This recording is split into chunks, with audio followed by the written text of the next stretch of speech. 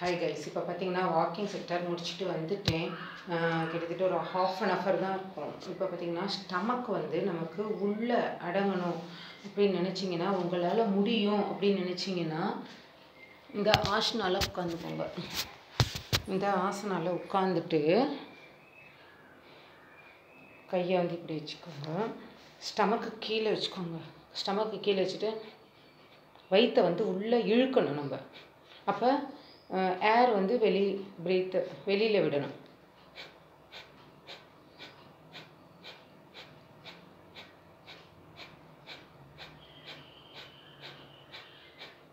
உங்களால் எத்தனை கவுண்டிங் முடியுமோ இதை பண்ணிவிட்டு நெக்லாக் கொடுத்துட்டு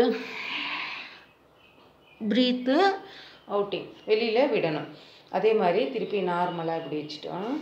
இதே மாதிரி 3 சிட்டிங்ஸ் செய்யுங்க. தினம் இந்த மாதிரி சிம்பிளி எக்ஸசைஸ்